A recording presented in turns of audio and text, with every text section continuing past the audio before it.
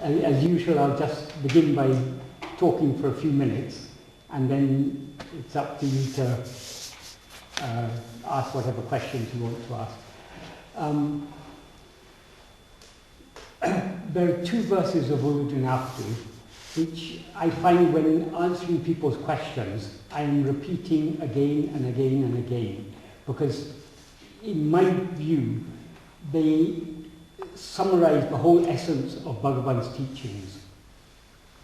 That is verses 25 and 26 of Uڵḷadu Nāṛpadu. Verse 25, Bhagavan reveals a crucial principle, something that he often referred to while answering people's questions, but he put it in a very crisp form in verse 25 of Uڵḷadu Nāṛpadu. And this principle is the cornerstone of his teachings. If you understand this principle, we understand why he says self-inquiry or Atma-vichara, self-investigation, why that is the only means to experience ourselves as we really are, and why all other paths may lead to other goals. They cannot directly lead to self-experience. Other paths may be of some use by purifying the mind and enabling our mind to understand, but any path other than self-inquiry is not going to get us to our goal. But what he says in verse 25 of Uڵḷadu Nāṛpadu, the subject he's talking about, he actually says in the last line, Uruvatra Peyahande. That means the formless phantom ego. So that's what he's talking about. But he begins the verse by saying, grasping form, Urupatri Undam, grasping form, it comes into existence. Urupatri Undam, Urupatri Nikul. By grasping form, it stands. That is, it endures by grasping form. Urupatri Undu Mika Ongum. By grasping form, it feeds and it flourishes. So in other words, it nourishes itself by feeding, by attaching itself to forms. Ulu Vitu Ulu Patrum, leaving one form, it grasps another form. And then he gives the crucial teaching is, Tedinal Ottum Pidicum, if sought, it takes flight. Then the last line, the formless,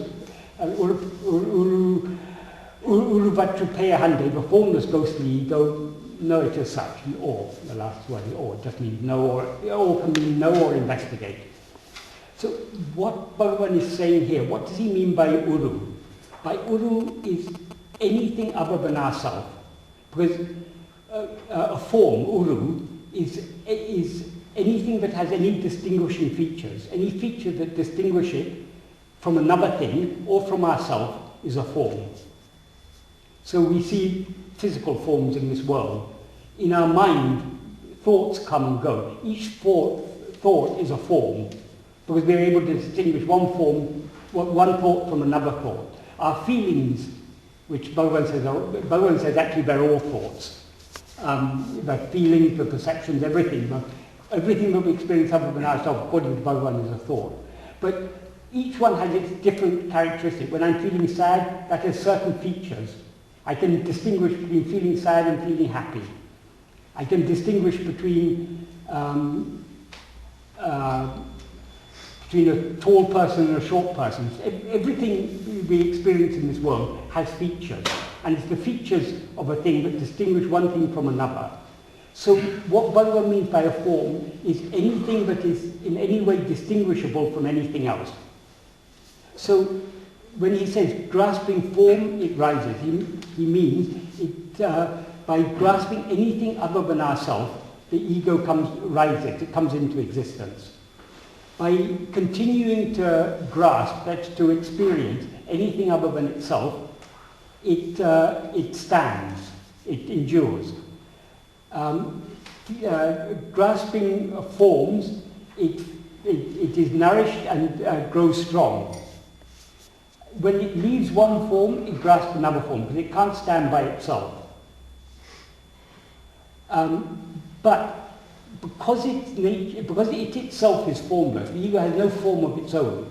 Without identifying with a body as itself, it cannot come into existence. It cannot experience itself as a separate entity, except by attaching itself to some form other than itself.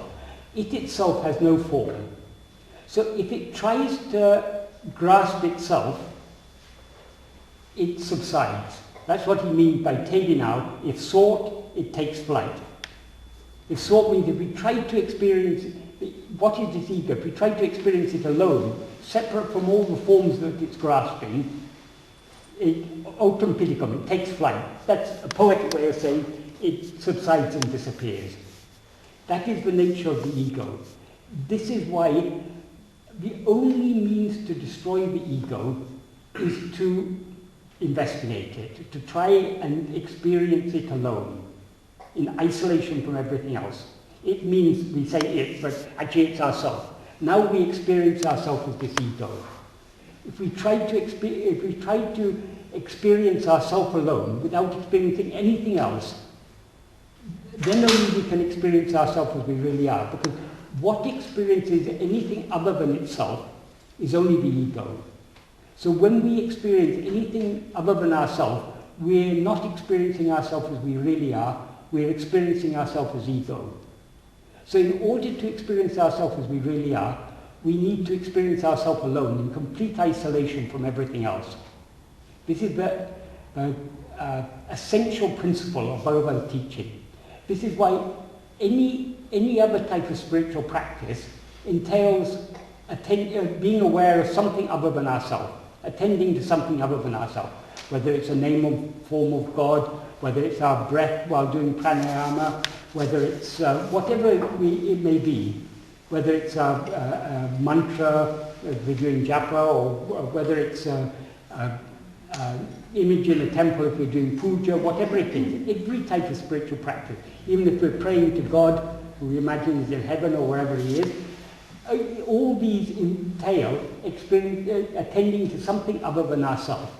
So these other practices, as Bhagavan says in the first few verses of Upadesha Undiyā, if we do these other practices with love and without desire for any personal gain, it can purify the mind, and the purified mind will, and thereby show the path to liberation. What he means by show the path to liberation is only when the mind is purified, it will come to understand that by attending to anything other than itself, it cannot experience what it really is. It will get the clarity to understand that the only way to experience what it really is to investigate itself, to try and attend to itself alone.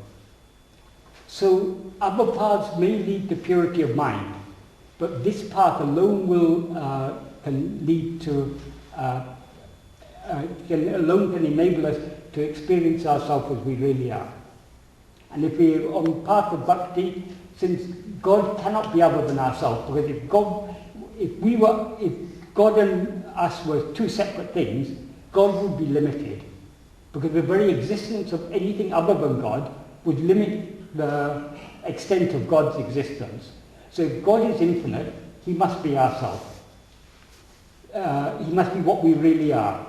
So by experiencing what we really are, we are also experiencing God. So the goal of bhakti is fulfilled by this.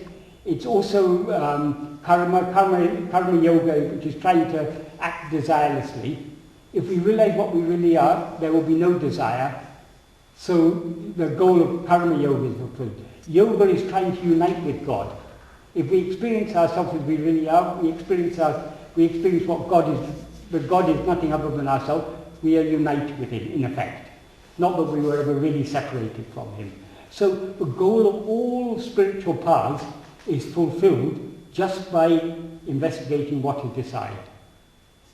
And there's no other way. As I say, other paths may lead to purity of mind and thereby indirectly lead us onto this path. But as Bhagavan used to say, there are many roads leading to a city, but in order to enter the city, there's only a little gateway. You have to bend down to get in. Bending down means the ego has to subside. And the ego will only subside by investigating itself. By attending to anything other than itself, it is standing tall and strong, and it cannot get in through that little doorway. So, what Bhagavan teaches in verse 25 is a principle. If you understand that principle, all the rest of his teachings, and in fact all of Vedanta, all of spirituality, everything will become clear if you understand this one simple principle. Another verse that's very closely related to this is the next verse, because when he says grasping form it comes into existence, we can easily assume that these forms are existing there, a body is existing there. When I'm sleeping, my body is lying on bed, I wake up and I grasp this body and I take it as myself.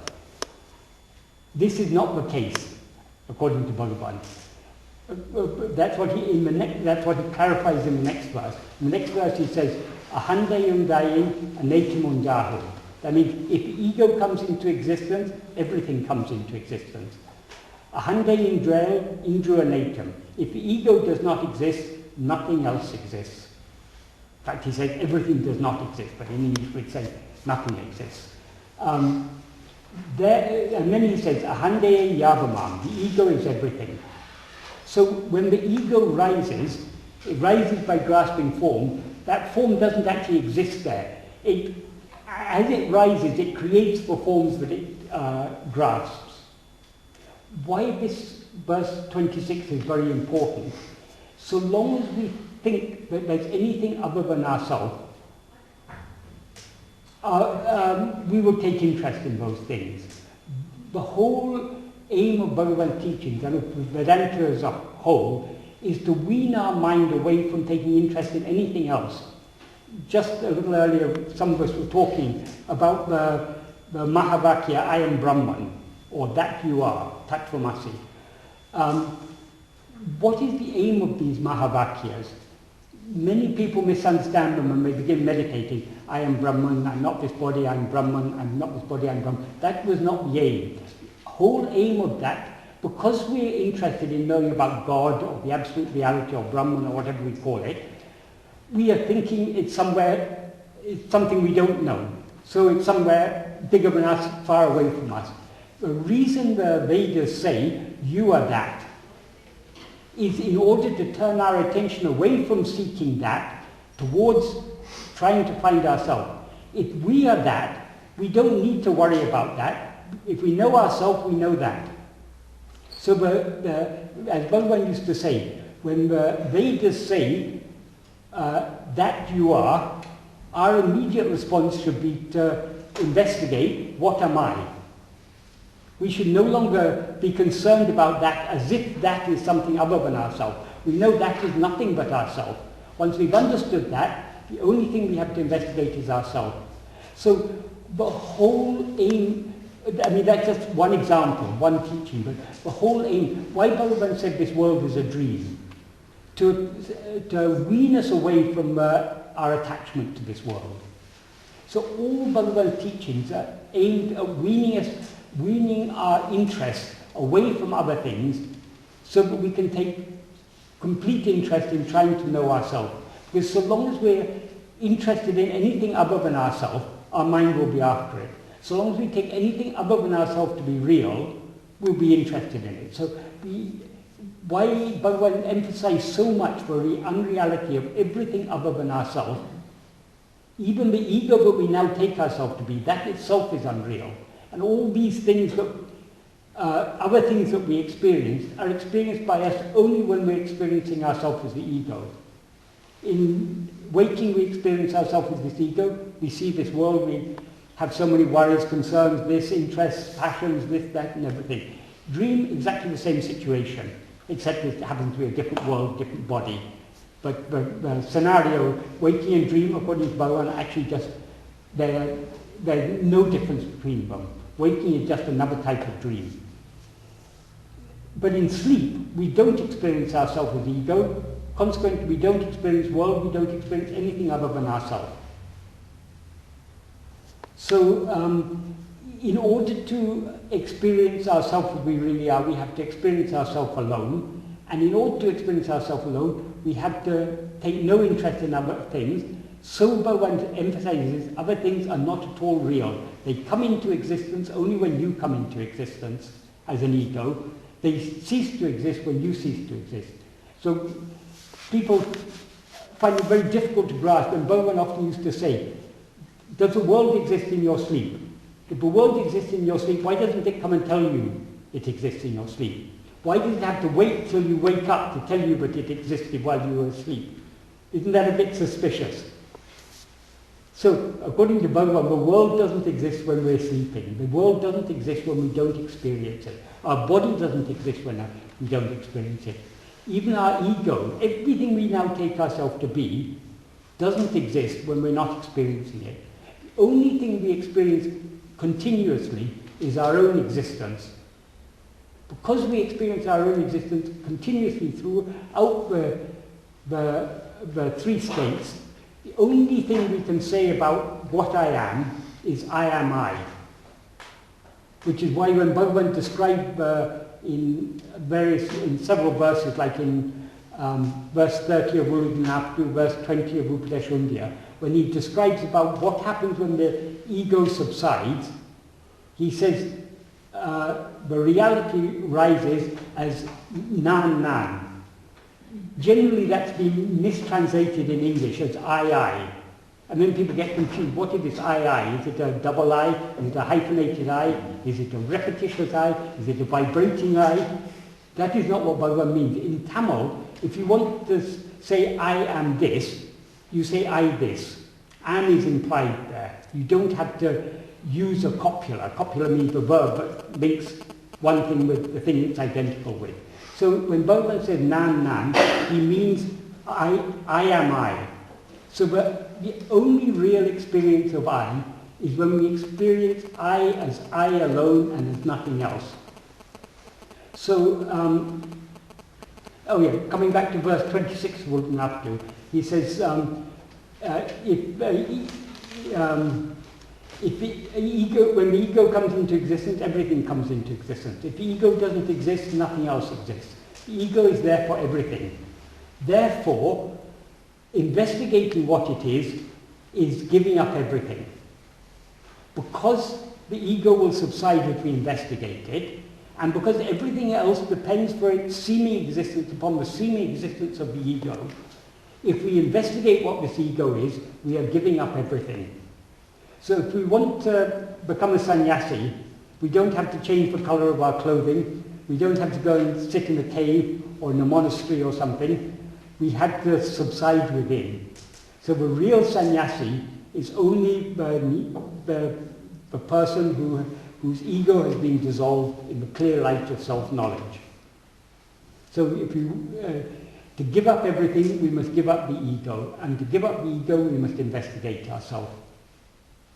So in these two verses, Bhagavan has encapsulated his entire teaching in these two verses.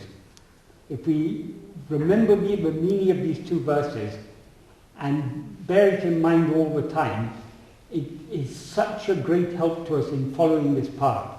Because these two verses help us so much to withdraw our mind from other things in order to turn within and subside within. We may not have, well, I don't think any of us here have succeeded. I can certainly say to myself, I haven't succeeded yet. But from the little I've tried this, following this path, I can see how much help Bhagavan has given us in these two verses. So that's my little talk for the day. So if you have any questions.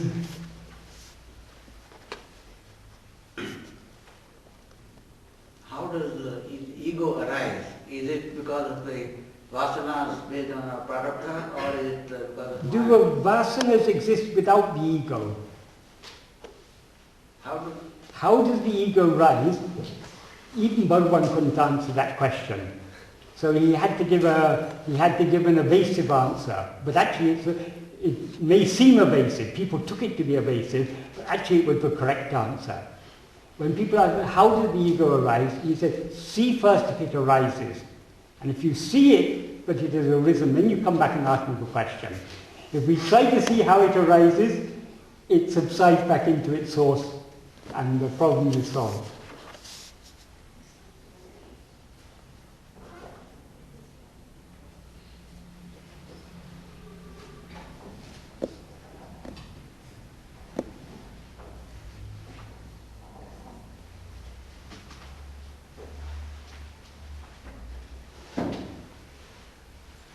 Yes.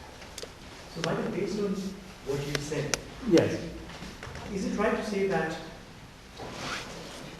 the ego, which is in a way like this localized point of view, yes, arises along with the form simultaneously? Yes. Arises along with that which is seen simultaneously? Yes. So, which is to say that the observer and the observed arise simultaneously? Yes. They're actually just one. None of them can exist without the other. Exactly. And that in which they arise is the absolute.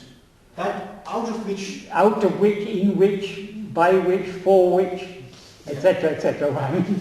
Yes, exactly. Is the absolute. Exactly. And then by extension, by Bhagavan's principle of ajat. Yes. None of this has ever happened. None of them have actually ever happened. Because all this seems to exist in whose view? Only in the view of the ego. So long as the ego seems to exist, Bhagavan teaches Vivartabhada. That is his teaching is that this is all a false appearance created by the ego. But if we investigate this ego and find that it is non-existent and that it has never existed, I mean, what doesn't exist has never existed. So if we discover that this ego is absolutely non-existent, all that is experienced by that ego is also non-existent. So the final experience is ajata, but nothing has ever happened, nothing has ever come into being. No ego has risen, no world has been created, nothing at all. But from the point of view of our ego, this seems, it boggles the mind, so to speak. We cannot grasp it. The only way we can grasp it is by experiencing it. The only way we can experience it is by investigating our ego and discovering that it doesn't exist.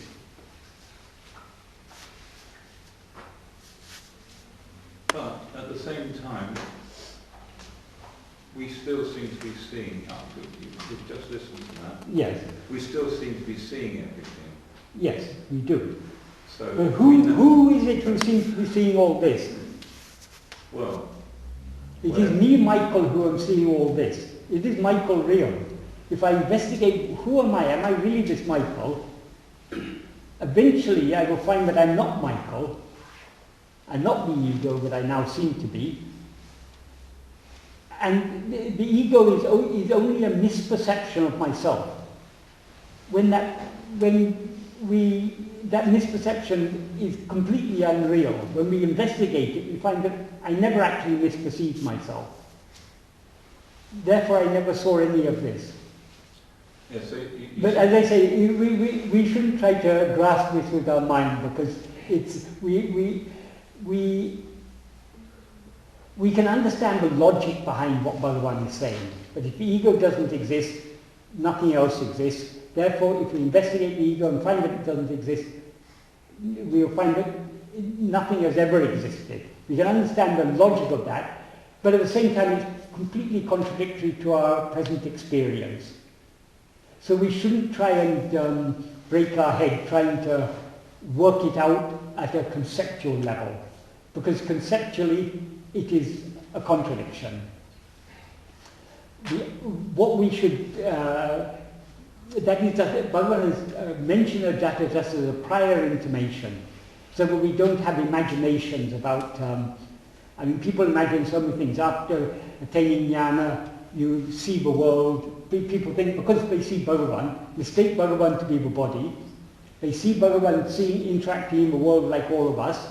They think, if I attain realization, I will also see the world, and I'll also be like Bhagavan. People will also come and worship me.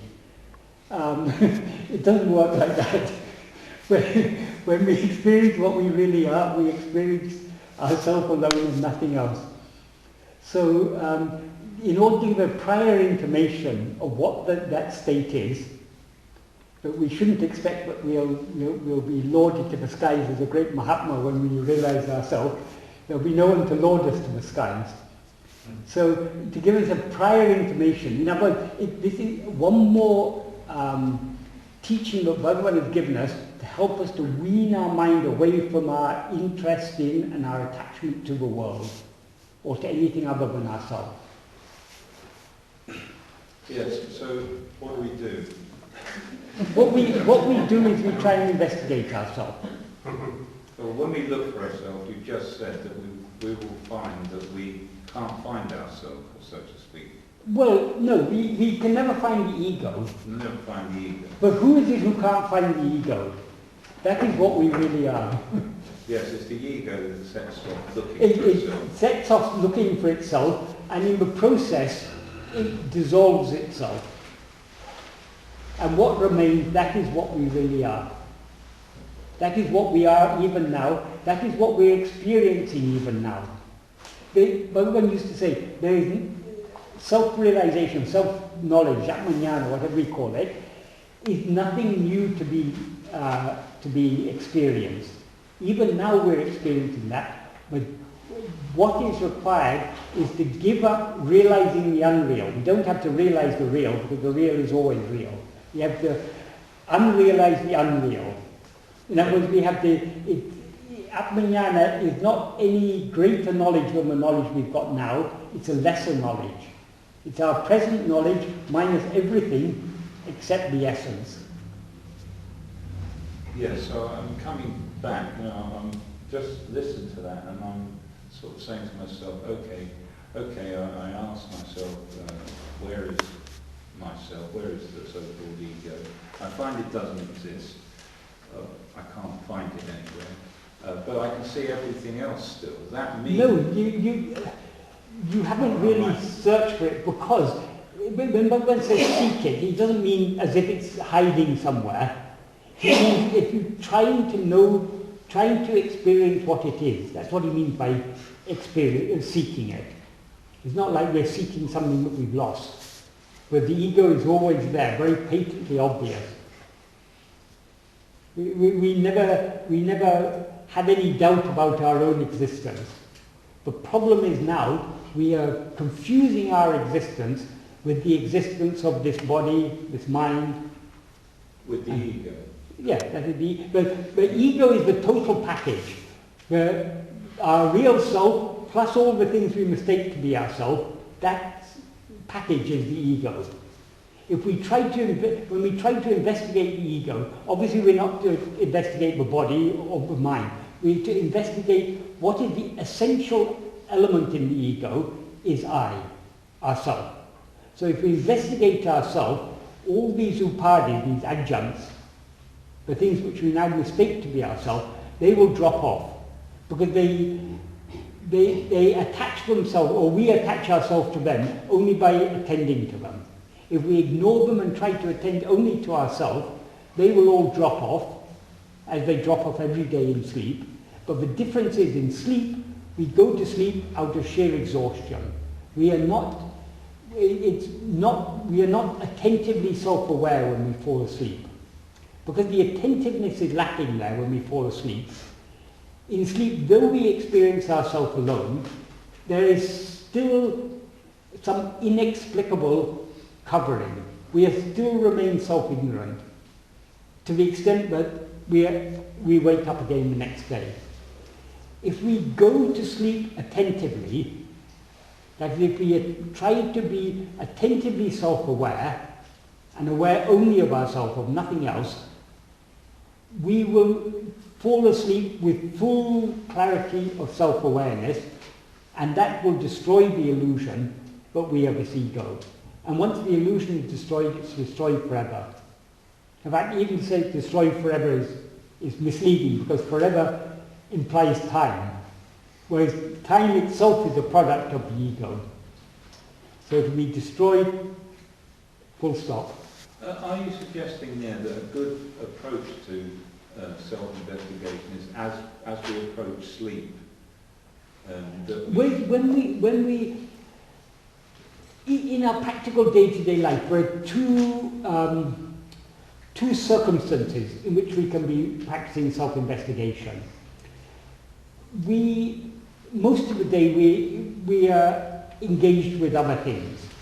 In order to keep our body alive, we need to do certain actions. We need to eat food, we need to go through certain actions. So there are certain things that we have to do each day that require some of our attention. But we can all find a few moments each day, at least a few moments, even if you're the busiest person in the world, you can find a few moments to try and experience yourself alone. In fact, throughout the day, most of the thoughts that occupy our mind are not immediately necessary. We are thinking about what's going to happen tomorrow, what mistake I made last week. We're thinking so many unnecessary thoughts. Probably 90, 95, 99% of the thoughts we think each day are actually not immediately necessary. So instead of thinking those thoughts, we can be trying to attend to ourselves alone. So there are times when it is not necessary for us to be engaged in attending to anything else. At those times, we can try to attend to ourselves alone, try to experience ourselves alone. In other words, we can go deep into ourselves. So that's one approach to take. But since we exist always, it's not only when we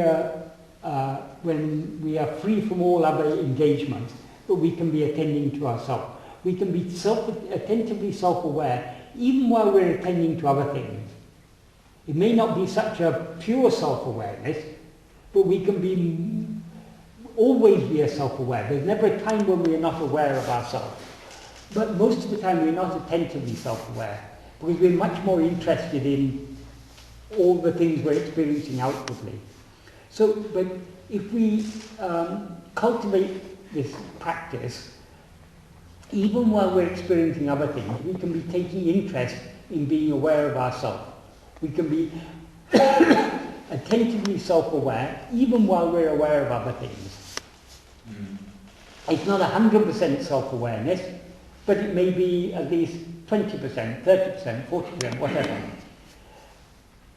So that's one side of the practice. That's very important, because much of the time we do need to be engaged in other things. And even if all our material needs were satisfied, when we had lots of money in the bank, we don't have to work, we don't have to do anything, we've got servants who will bring us food and everything, very minimum attention we have to give each day to our worldly life. Would we be any better off? No, we wouldn't, because the nature of our mind is to go outwards. So we cannot just forcibly turn our mind within and expect it to remain. It's like trying to push a balloon underwater. However much we try and push it, it will come up this way, it will come up this way. So that's the nature of our mind. So we have to work, we have to be realistic about our situation. We have to be realistic about how attached our mind is to the external world. So we have to do this little by little. In Bhagavad Gita, there's a verse which begins, Sane Sane Uparamet. Sane Sane means gradually, gradually. That's one of the verses that Bhagavan translated into Tamil. That means gradually, gradually, you have to wean the mind away from other things and fix it at Atma-samstam Manakripari. You have to fix the mind in self. That means you have to be aware of yourself alone. So it has to be done gradually, gradually. So, as I say, we can't always, we can find a few moments here and there when we can try and go deeper within. But even when we're not going deeper within, even while we're engaged in other activities, we can be trying to remember, to be, that's what Bhagavan calls Swarupa Smarana, self-remembrance. In one sentence in Who Am I, in Nanya, Bhagavan says, if one clung fast to uninterrupted Swarupa Smarana, self-remembrance, until one attains self, Adu Andre Podam, that alone is sufficient. So we should be constantly trying to remember ourselves, constantly trying to be attentively self-aware, even while we're aware of other things. If we try to sit all day long in meditation, it's not going to work. Our eyes may be closed, we may be sitting in a perfectly motionless position, but our mind will be going here and there. That's the nature of the mind. So we've got to slowly, slowly, slowly wean it away from its attachment to other things. Yes, what I do find is that I'm very, very feeble. It seems that my effort seems to be exceedingly feeble. Hands up anyone who feels that, who agrees with you. We all agree with you.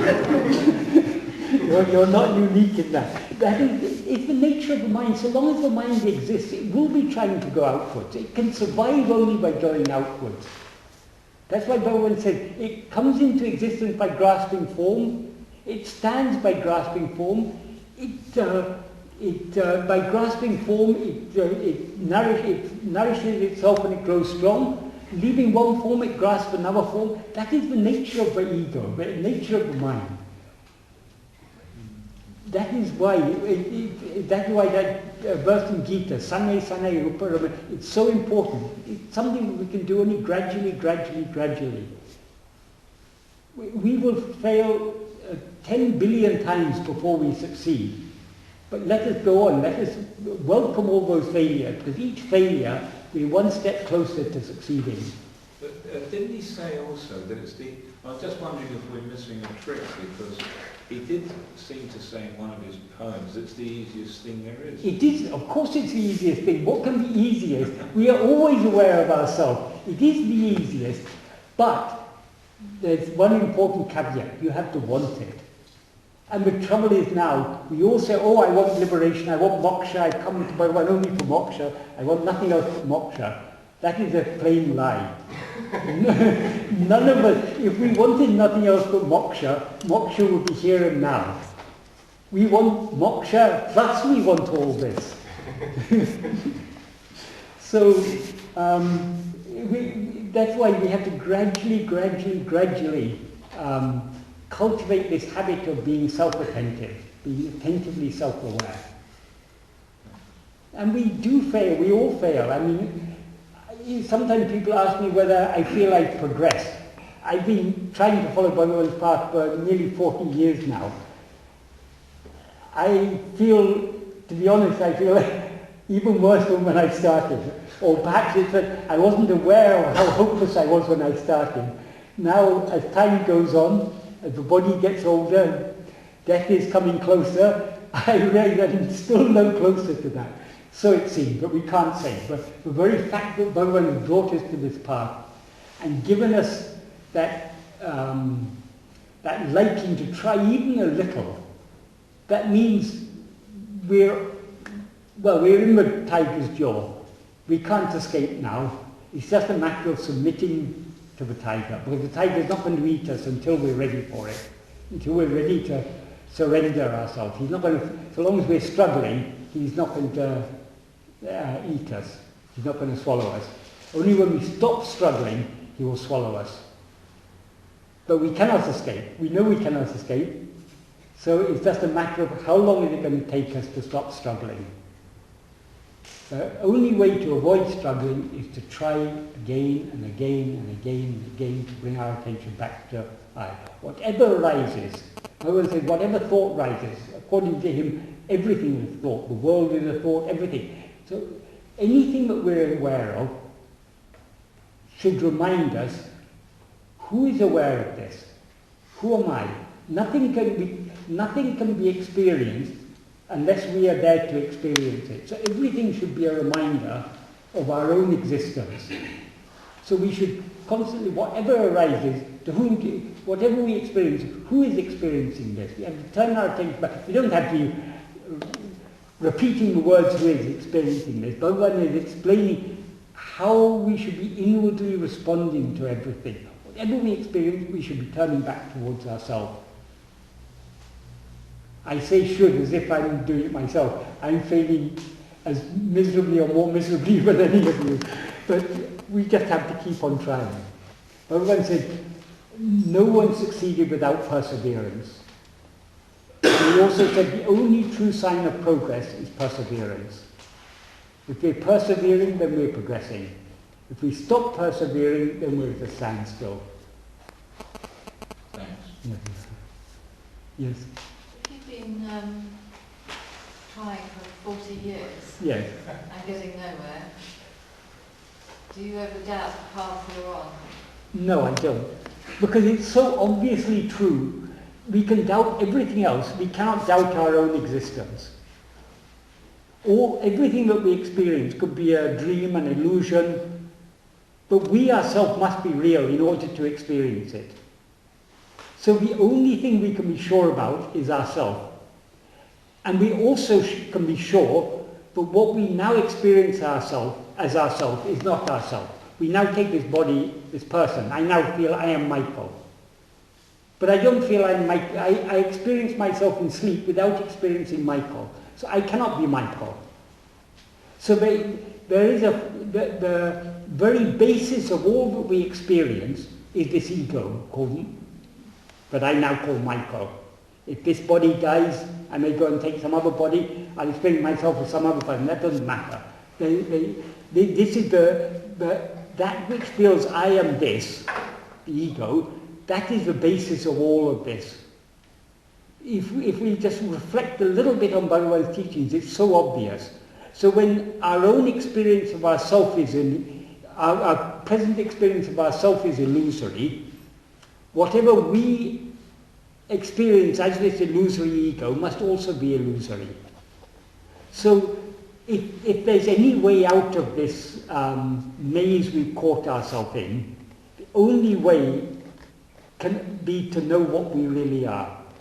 So this has to be the only way. I mean, that I convinced myself of long ago, and I continue daily to remind myself of this. And as I sometimes say to friends who write to me, daily I'm getting emails or people writing comments on my blog, asking questions. And daily having to answer all these things. People sometimes express their gratitude. I say it's me who had to be grateful, because if I wasn't doing this, who knows where my mind would be wandering. Because I can say for myself, I am still so strongly attached to the world. I'll be thinking so many other unnecessary thoughts if I'm not thinking of this. At least by answering questions about Bhagavan's teachings, even though I'm constantly daily writing the same thing again and again and again, in different words maybe, but essentially it's the same thing. Because Bhagavan's teachings are essentially very, very simple. By doing this, I'm keeping myself at least close to that. I'm constantly reminding myself I should be trying to attend to myself. So this helps me greatly. I absolutely get your point about turning your back on the ego, in the sense that it makes a lot of problems for us and it makes life very difficult. Yes. 95% of the time. But sometimes I feel we're given great gifts of love and beauty and things just to stand and Okay. Where do those great gifts come from? They must come from the source, come from God. Okay, let's say they come from God.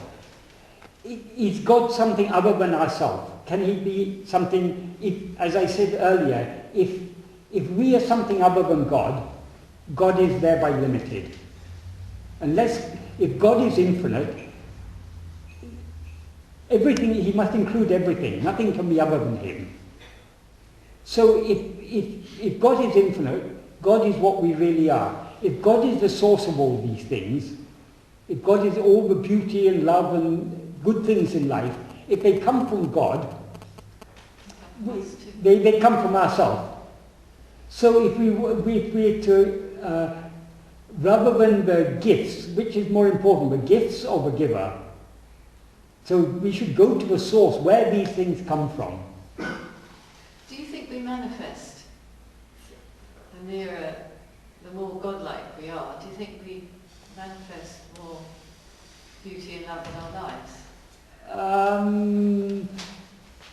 I think that it would be too simple to say so, because the more we progress in this path, the more we are aware of our own shortcomings, our own defects. So it may appear to others that we are different. It may appear to others that we're no different. My family often is scolding me, saying, "Oh, you talk all this philosophy, you talk all this, but you're such and such." I mean, they've got a very low opinion on me. It's fine for people from far away to think that I'm something great for my family. Go and ask my family; they'll tell you. So I don't think it actually works like that. I think it is. It's a nice ideal to think that as we progress on this path, we'll become more loving and more caring and everything, and we'll be radiating love. But in practice, so long as the ego is there, the ego is the root of all defects, and so long as the ego is there, other defects will be there. None of us are perfect, so long as we experience ourselves as an ego. What we really are is perfect, but we have to experience what we really are in order to experience perfection. So we shouldn't be seeking any manifestation, like you say, any manifestation of love or anything. We have to experience it in ourselves, and then let everything else take care of itself. I mean, then if I don't think anyone will dispute the fact that Bhagavan was radiating love and kindness and compassion and everything. Why so many people are attracted to him? Most of the people who are attracted to Bhagavan are least interested in his teachings.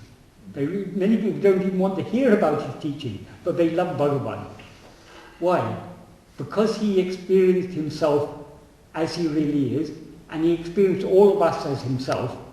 He loved us all as himself.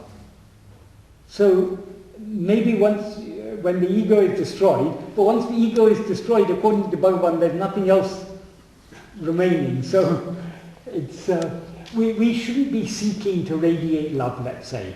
We should be seeking to find out what we really are. Then let the love radiate itself afterwards, if such is the circumstances. Let's not anticipate that. Let's just bear in mind this ego, but we now experience it ourselves. That is the root of all problems. And that is the root of all defects. And so long as we experience ourselves as this ego, we are defective. Yes? Michael, I'm very grateful. I've read all your books. Yes. Fantastic. Yes. And also I'm grateful for you to learn Tamil as well. Yes. That makes sense. Yes. As you know, various times Bhagavan sees so many bhaktas. Yes. Some of the bhaktas found it very difficult to follow self-enquiry. Yes. So for each bhakta, sometimes he says different paths, like Yes. bhajans or something, Yes. concentration. You know. And self-enquiry is the diamond, like he said. Even though I'm following it, sometimes I'm unable to achieve it at all. Yes. And then the next thing he said, even though I'm a Tamilian, I couldn't understand him very well, even Yes. though my grandfather involved very much with him. Yes. Then I thought self-surrender is the best thing to do. Yes. Surrender completely to the God. Okay. Even I find it very difficult, Michael. So Right. I don't know where I'm standing. Yeah. I've done so many things. Okay. Self-surrender is certainly necessary. But in order to surrender ourselves, we must know what we're surrendering. So without knowing ourselves, we cannot surrender ourselves. So that is why Bhagavan in Nanya, Bhagavan says, Anma-chintane tavira, vera-chintane kalambadaku sattvam idam kodamo, atma-nishtam paranai, irupade, isanaku alibritam. That is,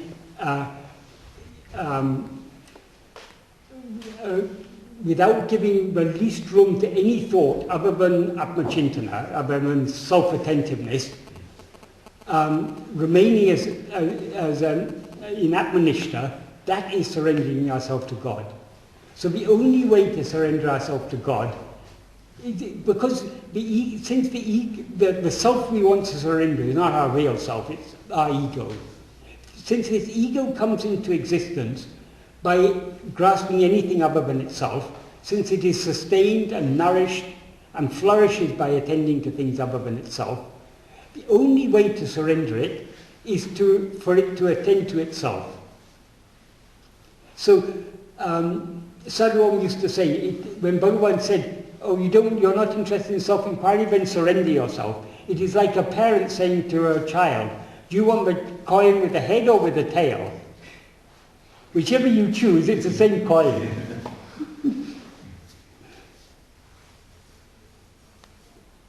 Do you believe in other practices to prepare yourself for self-inquiry? Well, yes. I mean, Bhagavan has said other practices can help to purify the mind and show the way to liberation. The way to liberation being self-inquiry. So, I suppose we've probably all been through other practices, but once we've understood from Bhagavan that this is the only way, I don't know, my experience is I have no interest in any other practice, because once you know the direct route, why take interest in circuitous routes? If we take interest in the circuitous routes, even after coming to Bhagavan, that means we're not really interested in the goal. Well, even if we're interested in the direct path, we're not yet entirely interested in the goal. Because if we were wholly interested in the goal, it's here and now. It's available to us here and now. We are still trying to follow this path because we're not yet sufficiently interested in the goal alone. But at least we are avoiding getting distracted onto other paths. To that extent, we are saved. Yeah. Martin, that's an interesting comment. I was going to ask you, there are particular forms of identification, ego identification, which are more intense and make you more contracted than others. Yes. One of the ones that I think probably a fair number of people here who are getting older is experiencing is chronic pain. Yes.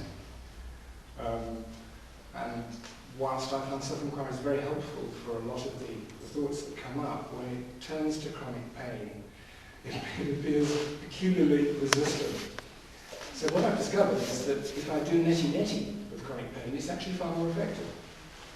And it seems to me neti-neti is a precursor to self-inquiry. I would say self-inquiry is the real neti-neti, because but as Bhagavan used to say, what is the only practical way of doing neti-neti is iti-iti, Bhagavan said. Right. That is the only way to get rid of what is not ourself, is to cling to ourself. That is the only way. So long as we are thinking, I am not this body, I am not this mind, our attention is on that. So we cannot free ourselves from it by attending to it. And yet space does seem to open up between the pain and the experiencing of the pain. Yes, yes. But still, the pain may be a little more distant, but it's still there. But you're still aware of it. Oh yeah, and it'll be there. Yeah, Even if you eliminate the I through self-inquiry, the pain won't go. The pain is just a phenomenon of God. Okay, pain is a phenomenon. What is the meaning of the word phenomenon? That's a very nice word. Phenomenon means what appears, what is seen, what is experienced. So everything that is experienced is a phenomenon. But who is experiencing this? It is the ego that is experiencing it. So the phenomena can only be there, the object can only be there so long as the subject is there. When we investigate the subject will dissolve, and along with it the object, the phenomena will all dissolve. So pain will disappear if you eliminate the I. Yes. Who is to experience the pain? Pain doesn't hang around there by itself. Pain is there only because you are there to experience it. But the body continues. The body continues in it. Maybe that you're not there to experiencing it, but the body continues to In whose experience view? pain. But I think the way I see it last night, did you dream? Did you have any dreams last night? Oh, I'm not asking for detail. No, actually, this is another question. Okay. Suppose you dreamt last night. I did. Do you now wonder whether that body that you experienced as yourself in a dream, what has happened to that body now? Is it dead? What about the other people in the dream? Are they attending its funeral? We know that the whole dream was just a creation of our own mind. When we're not experiencing the dream, it doesn't exist. Well, it gets more confusing when the dream becomes reality and the boundary between the two starts to disappear. Dream becomes reality while we're dreaming. Exactly, that's what happened in fact. Because I discovered I was in an altercation with somebody last night in a totally fictitious situation. Yes. Basically, I was in this flat, which apparently was mine, I'd never seen it before. Yes. And this guy was refusing to move out. Right. So I told him to get out. And he said, no, I won't. And suddenly, I just got this sort of adrenaline surged up. Yeah. You know, I thought, hello, this is a bit nasty. And so in the dream, I thought I was getting into this fight or flight situation. Yeah. So I said, I'd better do self-enquiry to find out to whom the fight or flight reaction is coming. Right. And then I got very confused because I realised I was watching myself doing self-enquiry in the dream. And I no longer knew what was real and what was a dream. Yes. And I don't actually recall waking up from that dream at all. It just seems, from that flat I then walked up, got out of bed and made myself a cup of coffee this morning. Yeah. And so, It's disorientating. Yeah. I didn't think you could do self-enquiry in a dream. You can, actually. But what usually happens, if you do it correctly, you will at once wake up. Because there's no essential difference between waking and dream. But one superficial difference between waking and dream, in dream, the state we now call waking, in other words, the present dream, our attachment to this body is particularly strong. Whereas in other dreams, not all other dreams, but many other dreams, our attachment is far more tenuous. We're not so strongly attached. That's why often people say, oh, dreams are quite unlike waking, because in dream, you're one moment you're in India, next moment you're in America. The scenes keep on changing. Some dreams are like that. That's because in those dreams, our attachment to a body is very, very slight attachment. So in such dreams, if you try and turn your attention towards yourself, you'll at once wake up. But not all dreams some dreams are far more consistent, far more like waking, at least from our waking point of view. But even the most fleeting, unstable type of dreams, while we're experiencing them, they seem to be real. Bhagavan says in Nanya, as real as waking now appears, it now seems to us, so real dream seems to us while we're dreaming.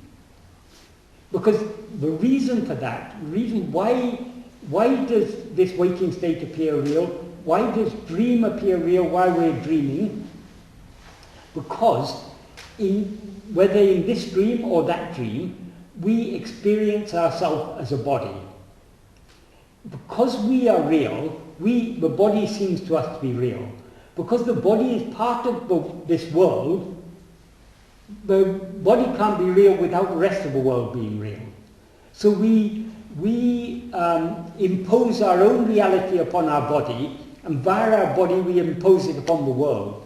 So whatever we are currently experiencing seems to us to be real. Our current body seems to us to be our real body, and the world we're experiencing through the five senses of that body seems to us to be the real world. If we were, I'm not sure now whether we're waking or dream, but supposing we are now awake, and we are talking about a discussion we had last night in a dream. If we were having exactly the same discussion in a dream, we would be saying exactly the same.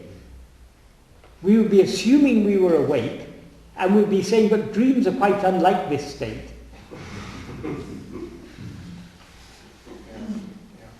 This dream, some people say dream analogy. Actually, Bhagavan didn't teach it just as an analogy. He taught it more than an analogy. He said, waking is actually just another dream.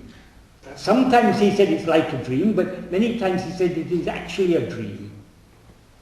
So this teaching of his about dream is a very, very important teaching, because it's one of the teachings, a very powerful teaching to help us to wean ourselves away from the idea that all this is real.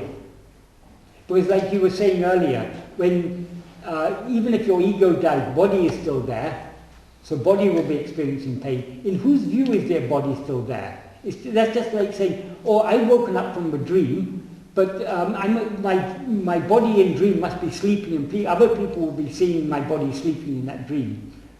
It's absurd, because we know that that dream existed only as a phantasm, as a illusion in our own mind, an imagination, a fabrication in our own mind. As much as that dream is a fabrication, that this waking state is a fabrication. Yeah, and that's what I feel more deeply now than ever before. So the pain is there only so long as you are there to experiencing it. You means you as the ego. Because when you experience yourself as you really are, there will be no pain or anything. There will be nothing other than you. But cannot you, as pure consciousness, be still experiencing pain amidst all the experiences that are going on around us? What do you mean by pure consciousness? What makes consciousness impure? Untainted by ego, untainted by an I thought. Okay, if it's untainted by ego, since the ego is the root of everything else, how can there be any other taint? If you've removed the taint of ego, you remove all taint. So pure consciousness is a state of pure self-awareness, when you're aware of nothing other than yourself. That alone is pure consciousness. So long as you're aware of anything other than yourself, it is a taint on your pure self-awareness. Because you're not aware of yourself alone, you're aware of yourself plus other things. That is impure consciousness. Well, as consciousness, don't you see everything as self? That there is no separation, that's the whole point. What do you mean by, it's like saying, seeing the snake as a rope. If you see the snake as a rope, are you seeing the snake? You're seeing only the rope, aren't you? But you know that what is there is only, there never was any rope. So, never was any snake. It's the rope alone is real.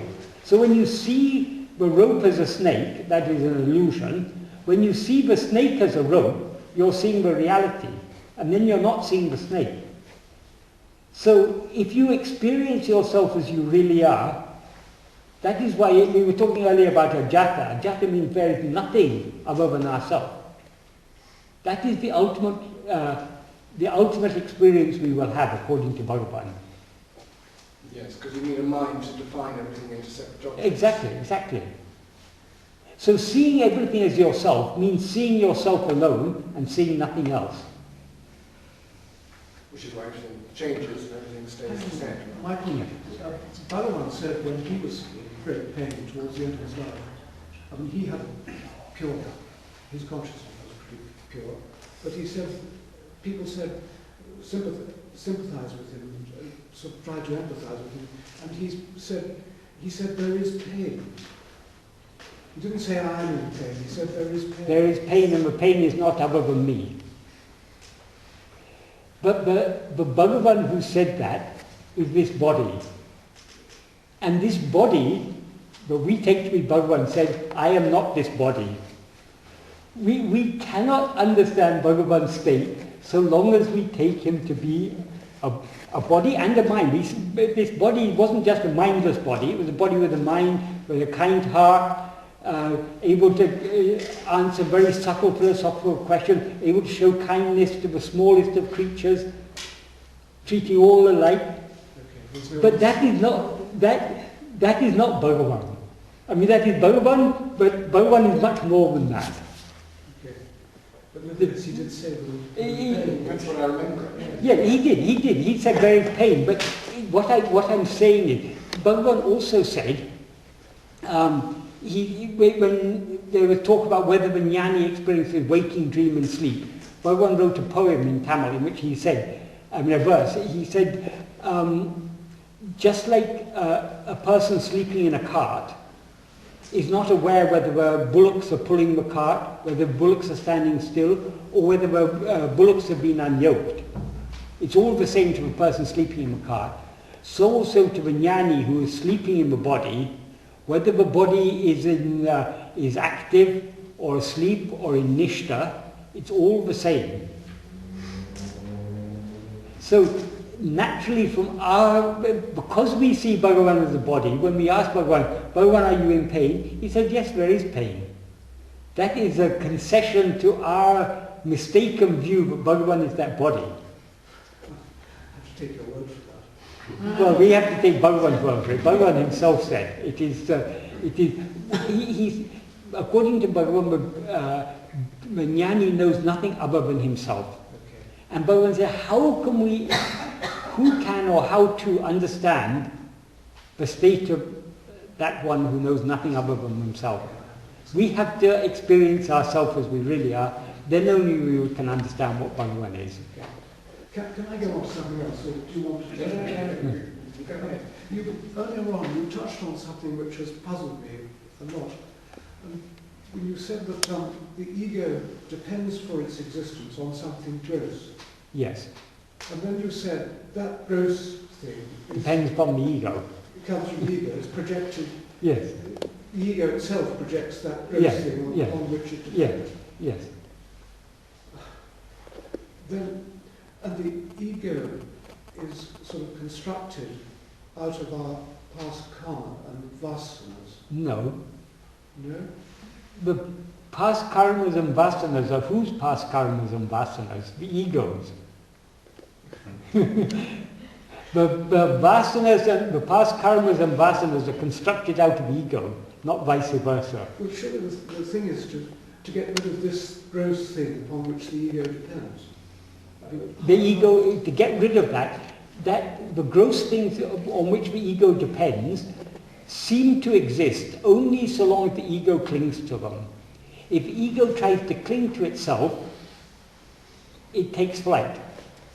That is what Bhagavan is saying in verse 25 of Uḷḷadu Nāṛpadu.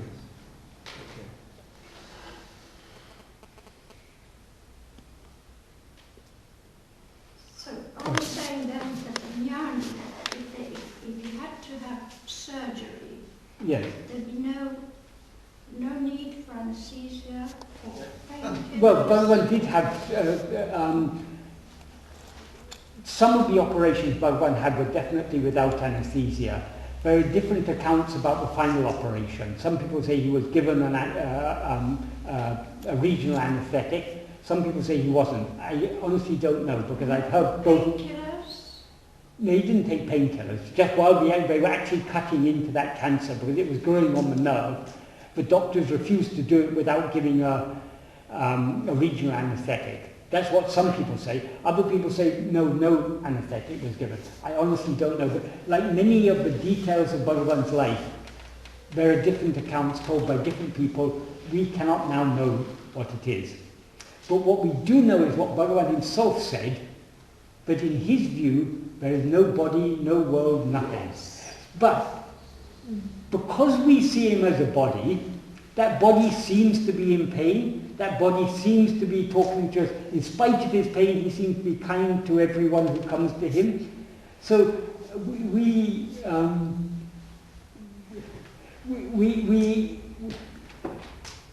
the person we see as Bhagavan is not how Bhagavan experienced himself. Yes, For us, this is Bhagavan. yeah. But Bhagavan says, no, I am not this. Yes, I am what is shining in you as I. He's established in the absolute. Yes, he is the absolute. He is the absolute. Yes. He is there. Yes. So he doesn't have to submit Yes, to the relative yes, impulses. And so yes, But he nevertheless is in the relative yes, and is undergoing Yes. In other words, an operation. Yes. So, as I say, I don't know whether they did give, certainly on some of the earlier operations they didn't give anaesthesia, but I think the last one, which was the major one, they may have given anaesthesia. As I say, there are two different accounts. I've met people who were there in those days who say, yes, he was given. Other people say, no, he wasn't given. I think even at that time, people weren't quite sure, except those people who were actually there. So, but that doesn't really matter, because whether he was given anaesthesia or not, even if he felt pain, for example, once when Bhagavan was walking on the hill, Dorji was walking behind him and he saw Bhagavan treading on a thorn. And he said, oh Bhagavan, you've just trodden on a thorn, I'll help remove it. Bhagavan simply rubbed his foot on the ground and then said, which one do you want to remove? And the thorn that just went in, Bhagavan then showed his foot, there were so many thorns. Then the devotee asked, Bhagavan, don't you feel the pain? Bhagavan said, yes, I feel it, but it doesn't bother me. Right. But he does feel the pain. He does feel the pain. Well, the Bhagavan who appears to us to be a body does feel the pain. So the relative, but not the real Bhagavan. Yes, the relative will feel the pain. Yes. The absolute is way Yes. beyond that. When his leg brushed against that hornet's nest and he let the hornet sting him, it wasn't that he wasn't feeling pain. It was just he felt sorry that he had made a mistake by disturbing the hornet's nest, and so he felt that his leg has caused that disturbance to a hornet's nest. Let it get its due punishment. So it's in both camps, simultaneously. Well, yes, from our point of view, yes. But from his point of view, there's no two, Advaita, no two. We said that the pain is in the mind, and there is no mind, there is no pain. Exactly. There has to be someone to experience pain, and that someone is only the ego. Real self cannot, what we really are, cannot experience pain because it alone exists. So I think a little earlier you were about to ask something, okay? Sorry, I didn't notice you, but there were so many hands going up at the same time. Has it been answered already? Okay. I think, Michael, you're absolutely right to say that the eminent surgeon called Gurumurthy, yes, in Madras, is the best surgeon at the time. So my grandfather was a doctor at the time. Yes. Came to operate him. Yes. Previously, he did refuse, according to the books and according to various people talking. Yes. When Gurumurthy came, his best surgeon at the time. Yes. People, his bhaktas forced him to come. Ramana didn't want him to come. He's a Brahmin guy. Yes. So he came and said to Ramana Maharshi, could I please give you the anesthesia? Because yes, I feel the pain, not you. Yes. For my sake. Yes. And there was various theories, as you say. Gurumurthy really forced him to anesthesia. There is sarcoma. Right. Yes. Thing. So then, according to many people, Ramana Maharshi, have you finished? Yes. Then he asked him, what you have finished? I don't know, he said. Yes. But you have finished, I'm happy. Yes. Michael, one question Yes. regarding the ego, which you are saying, to decrease the ego or remove it totally, the first step, do you think that non-reaction to anything that affects you is the beginning of awareness leading to destruction of ego? Of course.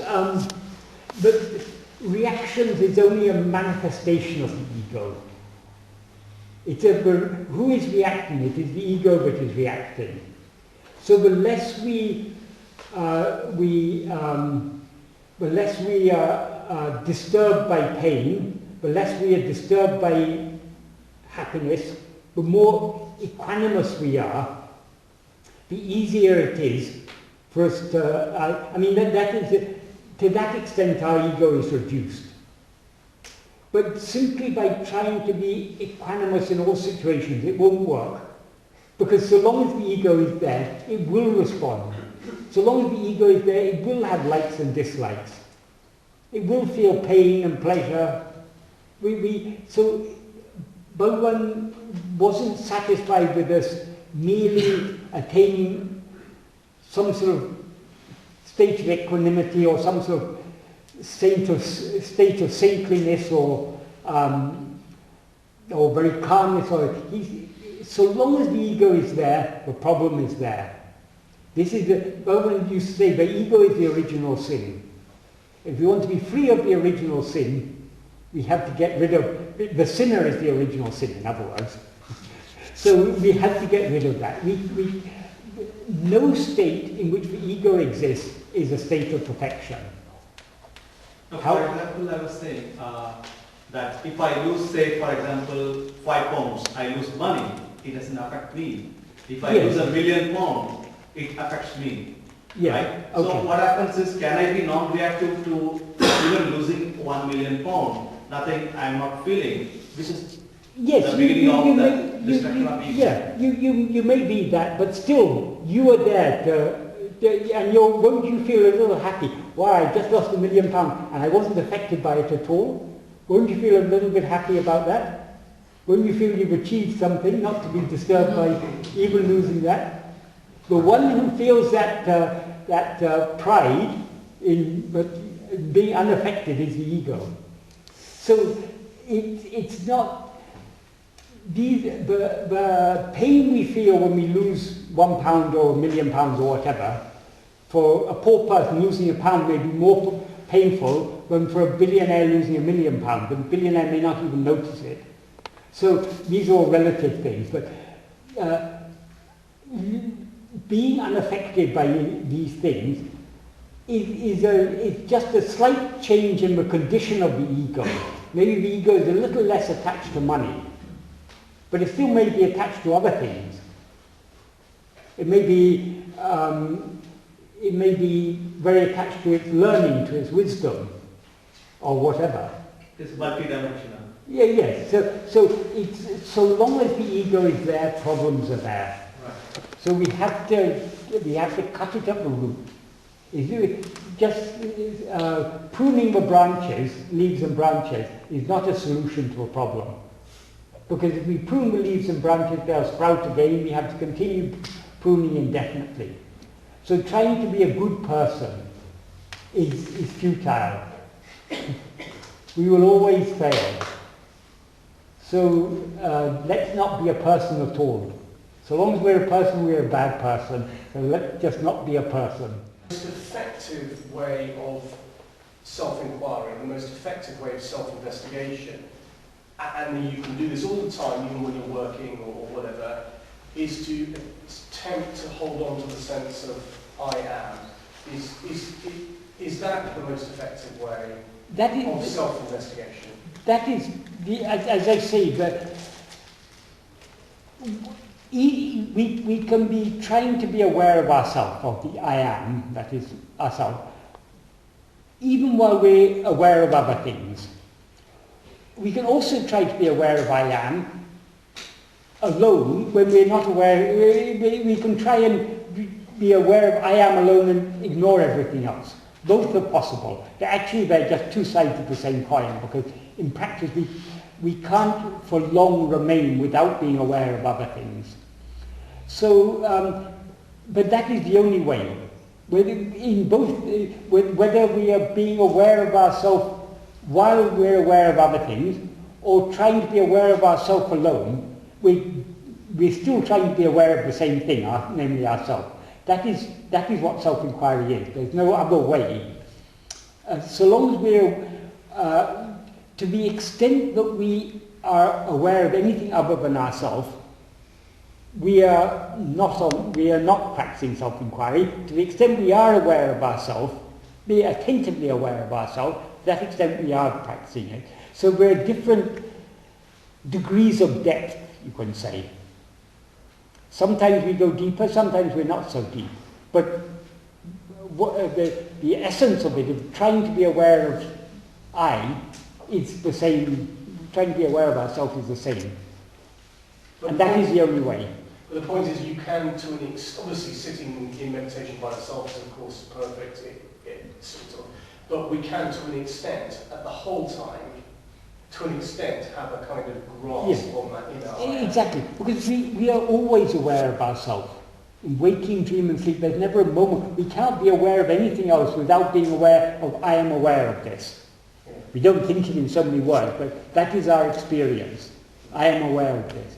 So we are always self-aware. But because we are so interested in other things, we overlook our self-awareness. We are not attentively self-aware. So all what self-investigation is trying to be attentively self-aware to a greater or lesser extent. Sometimes it's good to try to be aware of ourselves alone to a greater extent, to try to be aware of ourselves alone. Ultimately, we can experience ourselves as we really are only when we experience ourselves alone. So that is what we're aiming towards. But in practice, we can't be, if we try and do that, if we try and sit for 6 hours in meditation, all but a few seconds of those 6 hours will be spent being aware of other things. It's just not practical because it's the nature of the mind to always trying to cling to other things. So the mind will continue in its way, but we have to try to constantly bring it back, bring it back, bring it back. So it is trying to hold on to that, trying to be attentively self-aware. That's all we can do. Everything else will be done by itself. Sorry, I didn't quite catch that. You know, there's a new trend at the moment in the counseling side. There's Yes. cognitive behavior therapy combined with meditation. Yes. And also they trace back to more Buddhist teaching and so on. But Yes. you know, I mean, my feeling is what we practice it, what Ramana Maharshi taught is more or less a similar thing. And you have any? Well, it depends. There are many things that go under the name of meditation, and people meditate for many different reasons. Before we decide what means to adopt, we have to decide what we are aiming to achieve. If our aim is to experience what we really are, then the only way is the way Bhagavan has taught us. If our aim is something else, then there will be other methods for achieving other goals. Generally, I think very few people have the goal that Bhagavan has set us. People want to have problems, psychological, emotional problems. They want to overcome those problems. They have difficulty in outward life. They want some consolation for these things. They want to remain calmer. So many things people are seeking to achieve. But all these are very ephemeral goals. Even if we do get rid of our difficulties, our financial difficulties, our emotional difficulties, our whatever other difficulties we have, how long does that last for? It lasts for as long as this body.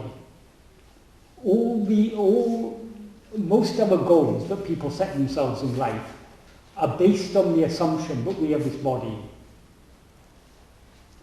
Bhagavan asks us to question this assumption.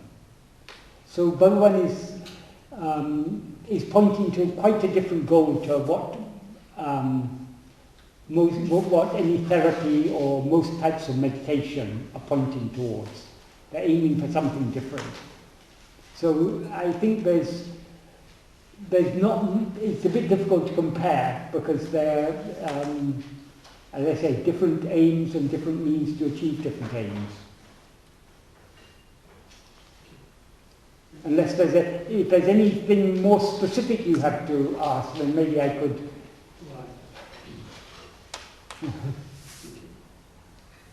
You were just about to ask. Is source and the absolute one and the same thing? Yes. The source is also the substance. From which all this comes is the sole substance of which all this the substance of all this. So, and that is, according to Bhagavan, that is ourself. We are the source from which everything comes. We are the source from which the ego comes. We are the source, and from the ego then sprouts out this world and everything. But all these things, what is the substance of all these things? It is only ourself. We ourselves are seeing ourselves as all this multiplicity. The final position is no thing, yes? The final position is no thing, or the only thing. Yes, the perpetual position. The perpetual position, yes. Because all these things, all this multiplicity we experience, is experienced only by the ego. And we're creating. We're creating it, yes. And the we who is creating, that's not the real we who is creating. It's when we mistake ourselves to be an ego, we create. The ego is a fiction. The ego is a fiction. So its creation is also a fiction. Right. And all this, we see the truth once we realize who we are. Yeah, exactly. Exactly. So we see through that. Yes. Although we still, after realizing, we're still able to exist in it for a while. No. Because all this So comes... journey doesn't exist in it. No.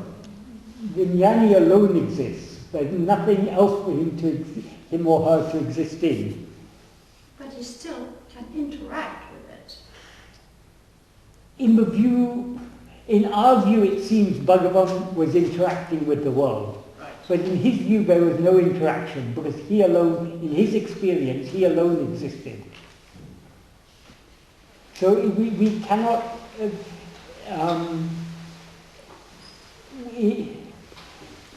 We cannot understand in any way what the state of the jnani is. In order to understand it, we have to be that.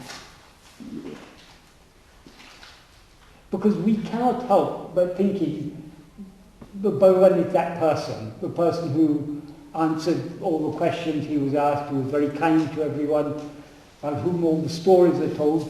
That person seems to us to be Bhagavan. But according to that person who seemed to be Bhagavan, he said, I am not all this. This is not what I really am. I am I shining within you. I am what you are. And that state continues even after his death?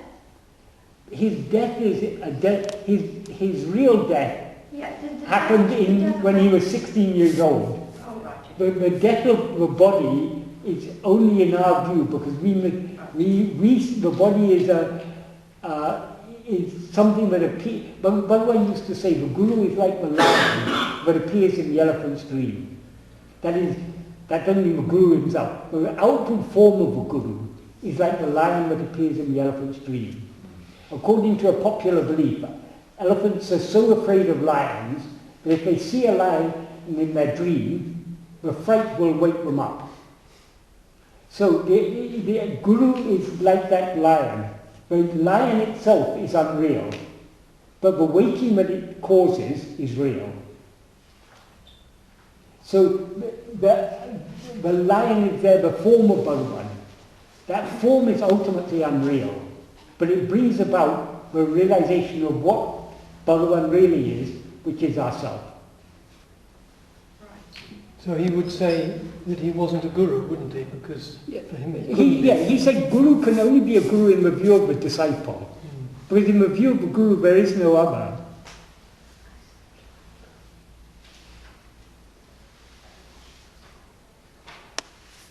Yes.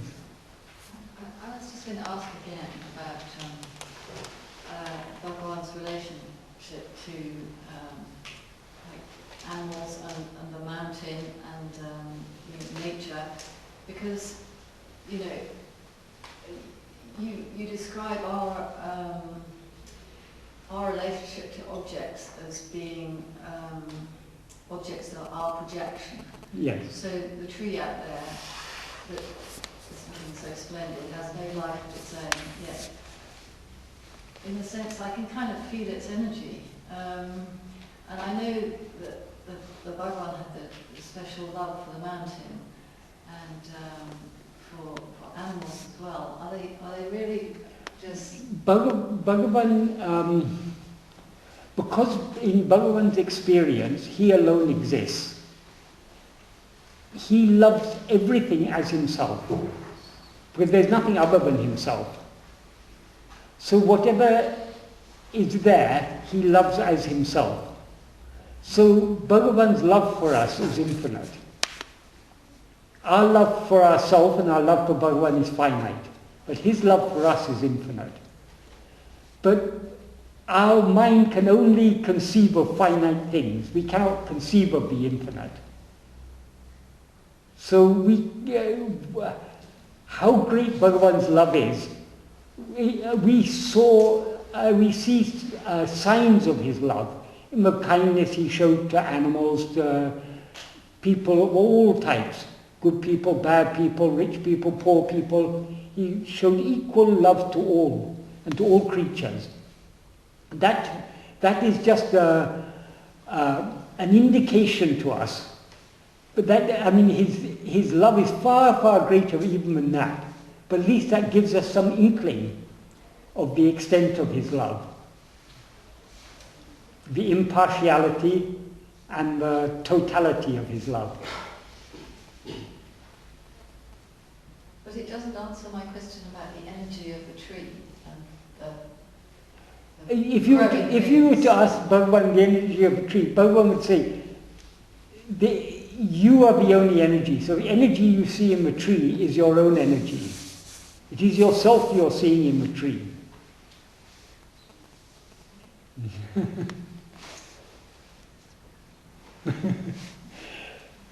Some of these answers may seem to be not very satisfactory because we are trying to understand the incomprehensible. It is beyond our comprehension. The only way to comprehend it is to lose ourselves in it. That is, to lose ourselves in ourselves. So our mind can never be satisfied. In my experience, the most satisfying philosophy of all is Bhagavan's philosophy. It's so neat, it holds together so consistently, and it simplifies everything so much. But we can never be satisfied even with Bhagavan's philosophy because we're experiencing it as something other than ourselves. So long as we're experiencing anything other than ourselves, there will be dissatisfaction. That is why Bhagavan said if we want satisfaction, we have to turn within and experience what we are. Then we will experience perfect satisfaction.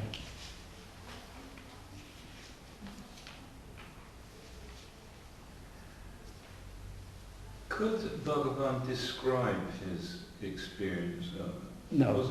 He couldn't explain what it was. We think Bhagavan is all powerful, but one thing he couldn't do was explain it. But he could, I'm wrong. He couldn't explain it in words, but he had his own language for explaining it. How was that? Haven't you read books where Bhagavan said what the real teachings are? No. Silence. Oh, yes. So he could express it, but not in words. When he was in that site, there was something apparently transmitted. That's how people... In fact, even to say that Bhagavan could transmit it, could express it, Bhagavan is the expression. He is the silence and he is the expression of that silence.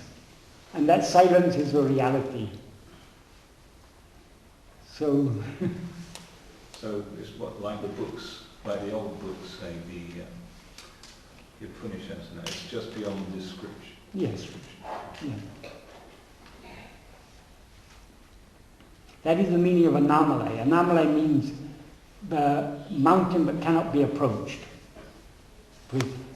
The origin of the name is because of the story of Brahma and Vishnu. They couldn't reach the limits, the extent of the column of fire which appeared, and that is Annamalai. But it also means it's the intellect. Brahma represents the intellect. The intellect can never fathom this. But we can fathom it by leaving this intellect aside and merging within. In fact, Ramana cheated, didn't he, by getting this Yes. branch? So The intellect does. The intellect will always cheat us. But Vishnu, he burrowed down. Vishnu represents our ego.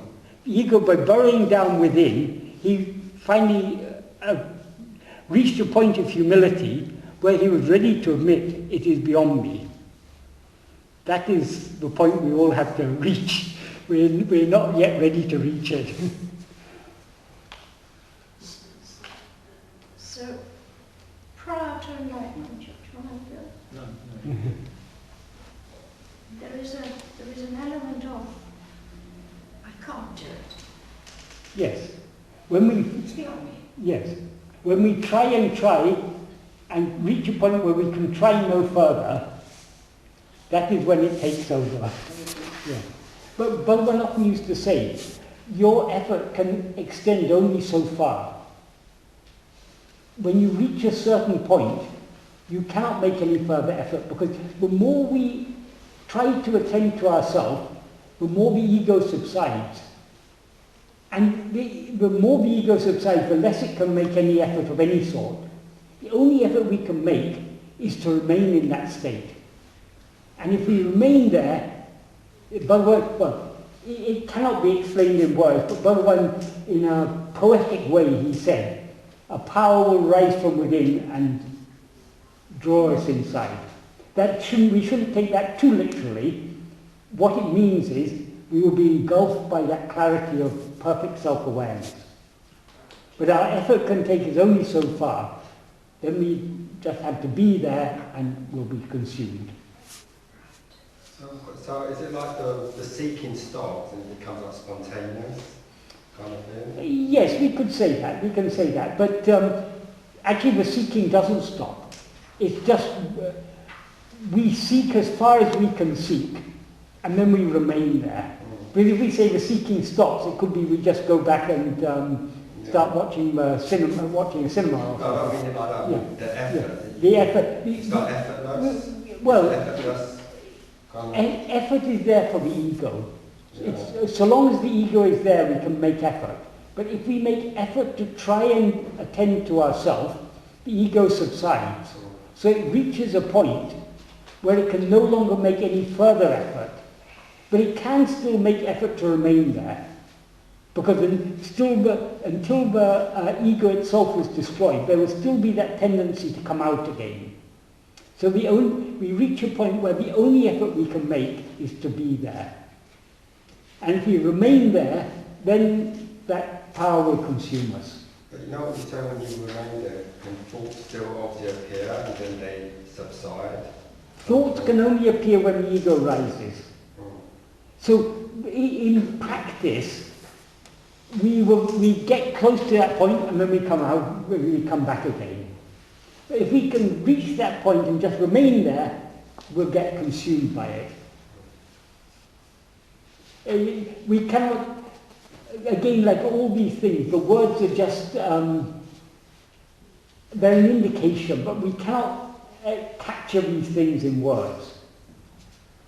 We can know what we're talking about only by trying more and more to be aware of ourselves. And then all the words that Bhagavan said will become clear to us, the meaning of all those words. But now what we understand the direction he's pointing us in.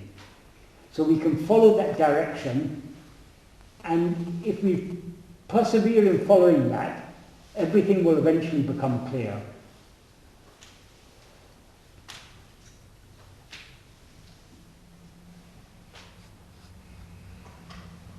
As Chris said, Vishnu is a very good example there. Vishnu burrowed down until he was so exhausted he couldn't burrow any further. But that was the point where he understood it was foolish of us to think that we could find the top or bottom of this column. That point where we give up all effort, where we totally surrender, that is the point where we get consumed. It's almost as an admission of defeat. Yes, exactly. So you have to admit, Yes. I can't. Yes. Complete admission. Except that admission of defeat won't be in the form of a thought, I can't do this, because we won't be there. Despair. Despair, completely giving up. Then only we surrender completely. Yes? So really, Michael, there's only one path, and it's surrender. Yes, exactly.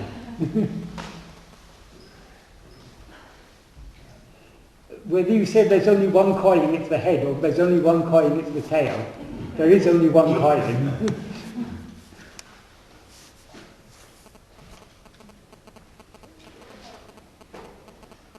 What's happening to me is I've been reading a lot. I've been involved in medical practice. Yes. When I have time off Saturdays and I read a lot. Yes. I pretend and read a lot. By going through Vedic science and Mr. Arunachala books as well, Yes. I realized that in Sanskrit they say Vedic sakshi means witnessing. Yes. What I like to know, which I don't know myself, is witnessing is the same as self-enquiry or different? Sakshi is a word that is used in many ancient texts, but it's a word that can easily give rise to misunderstanding. Because normally when we talk of a witness, we talk of a witness and the witnessed. The very mention of the term witness tends to suggest something other than that which is witnessed. Bhagavan said that is not the meaning of the term witness. Witness means the basic awareness. And that basic awareness is not aware of anything other than itself. So actually the term sakshi is a bit of a misnomer. And because of that term, people then think it's a practice to witness everything. But according to Bhagavan, we're witnessing everything all day long. If witnessing means being aware of something, we're constantly aware of our mind, aware of this world. So we have then it comes down to the ego being the sakshi, which isn't what was meant in those texts. They meant what is beyond the ego is the sakshi. That is what we really are. So we always have to go beyond the words themselves to understand the intention behind the word. How do we do that? It's difficult for me. Well, it is difficult, but that is why it is said Sravana, Manana, and Nididhyasana. Sravana means reading or hearing the words. But merely reading or hearing the words, we cannot understand them. We have to think carefully about them. By thinking carefully about them, we get a better understanding. But in order to understand them fully, we have to do the nididhyasana. That's a contemplation. That's contemplating on ourselves. Yes.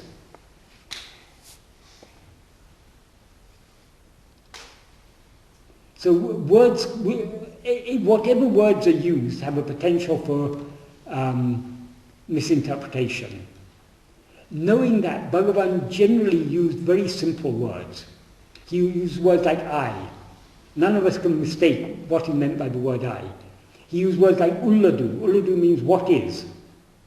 He used very, very simple, ordinary words to convey very, very profound meaning.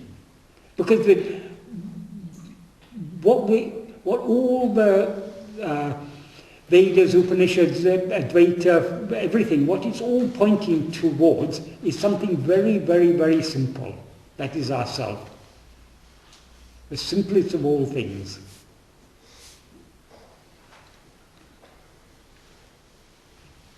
So as Bhagavan used to say, it's not a matter of learning, it's a matter of unlearning.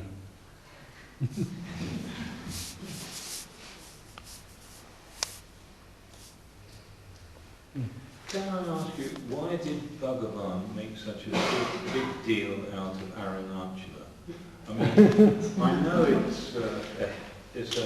there is something, you feel in a way there is something special about the hill, it completely dominates the town. Yes. Or is it just that the myth that you mentioned, the column of fire? It can be explained on many different levels. on the most basic level, Bhagavan says Arunachala is ourself. So on the most basic level, whatever he says about Arunachala, he's saying about ourselves, about what we really are. So in other words, you could say all that he said about Arunachala is a poetic description of ourselves. It's a metaphor. We can take it in that sense.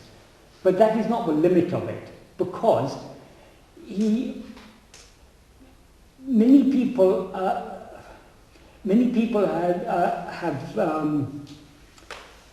find strength and solace in following a path of dualistic devotion. And that is not necessarily in conflict with this path of self-inquiry. So long as we are ready to worship God as another, but at the same time to have that understanding that what we are worshipping is actually only ourselves, it's a bridge, you can say. It's a bridge from duality to non-duality. So possibly the best way to understand all that Bhagavan has said and written and exemplified about his love for Arunachala is he's providing a bridge for maybe not for all types of people. I think there are some people who come to Bhagavan for whom whatever Bhagavan has said about Arunachala as a hill doesn't resonate with all people. But that doesn't matter, because it's not essential to his teachings, but it is for many. It's not essential to his teachings for everyone, but for many people it is essential. Yeah. So so there is something. Well, that's quite an interesting insight you just said there. That whatever he said about Arunachala, he's saying about me. And yes. Everybody else. Yes. I never realised that before. Yes. Yeah. But also, suppose, is it a symbol for Shiva or not? What is it? Well, according to Bhagavan, it's Shiva himself. It's not just it is. But a linga is not meant to represent Shiva. The linga is meant to be Shiva. But to understand this, does the form Bhagavan, does this represent Bhagavan or is this Bhagavan? In one sense, this represents Bhagavan, because Bhagavan is something far, far greater than the physical human form that lived for 70 years.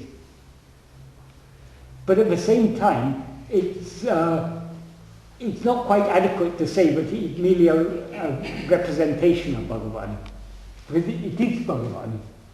So it's again we're trying to comprehend the incomprehensible. What you're saying that picture. I'm not saying that. I'm saying the person in that picture. The person in that picture. Yeah.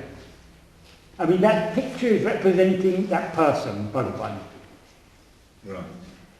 But that person, Bhagavan, that person is Bhagavan, but at the same time, Bhagavan is much more than that person.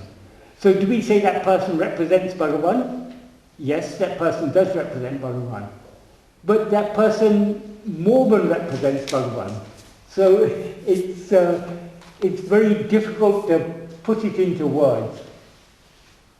Right, so it's difficult to put it into thoughts and to conceptualize. But I think we have to be very careful. I mean, I think it's Bhagavan very explicitly in many places, he explicitly indicates that Arunachala is ourself. But to simply say, or all that Bhagavan said about Arunachala, it's only about ourself, it's not at all about the hill, that would be, that wouldn't be doing justice to it.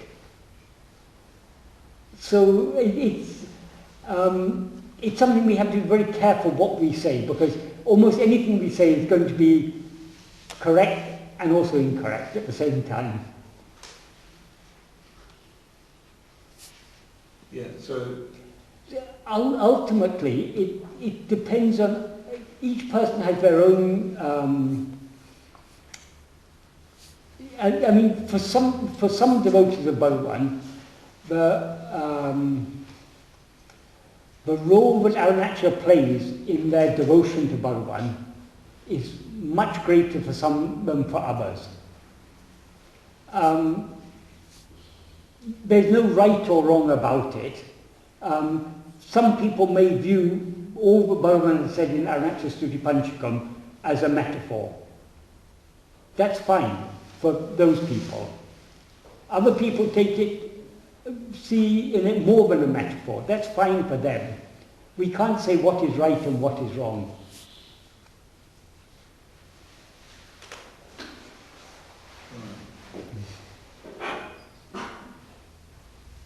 But even if we worship Arunachala as an external form, Bhagavan constantly made clear that that external form is an external manifestation of ourself. It is ourself that we are seeing externally in that form. Bhagavan never allowed us to get away from the central importance of what we ourselves actually are. Who am I? But it's down to predilections in a way. It is. Some people prefer Krishna or whatever from previous samsara. Exactly.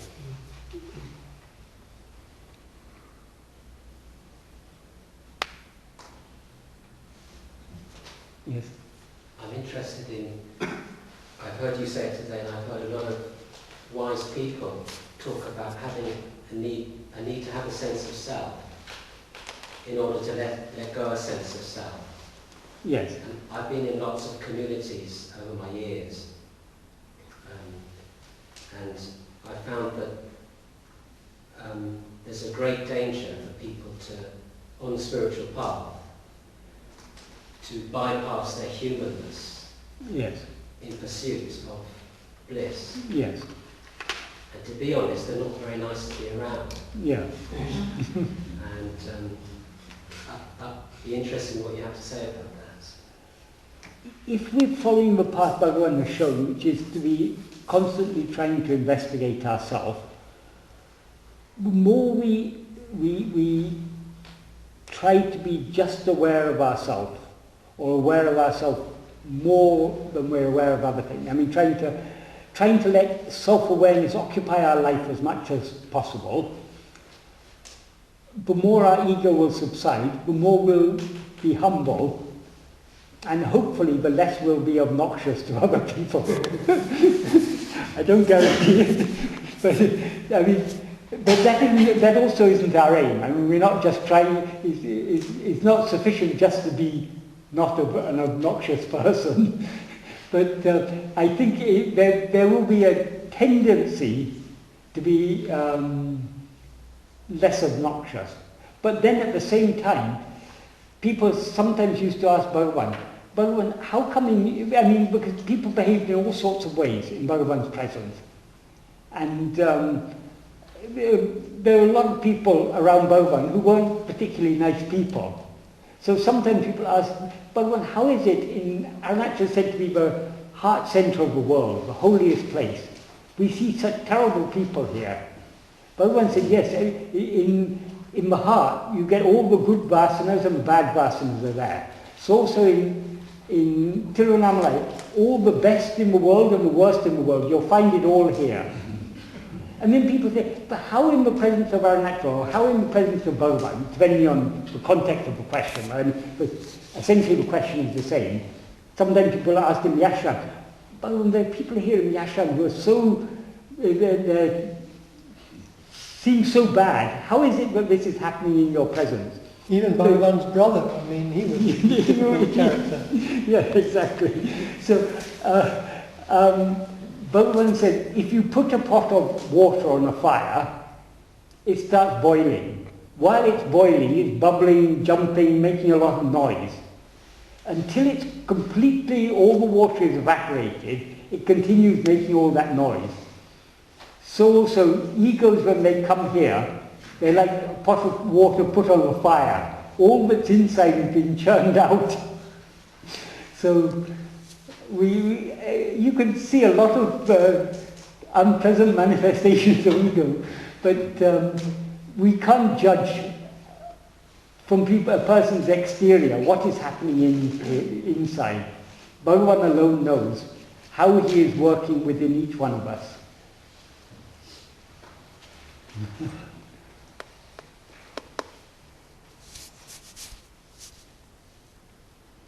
Michael, is the inquiry of the mind the real surrender? Yes. The real surrender. Yes, yes. Because when we investigate ourselves, when we try to be aware of ourself alone, our ego subsides. The subsidence of the ego is self-surrender. Self-surrender means nothing but that. It means surrendering the ego. That's the inquiry, yes. Yeah. We cannot investigate ourselves without surrendering our ego, and we cannot surrender our ego without investigating ourselves. It's just the two sides of the same coin.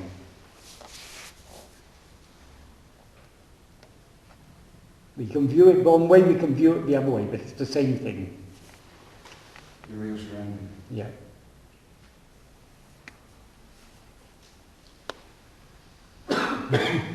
Just apropos of the earlier comment about all the nasty people around Bhagwan, I remember Sai Baba was once taken to task because there were so many nasty people wandering around his ashram. Yes. And he said it's better the demons are inside than outside. Exactly, yes.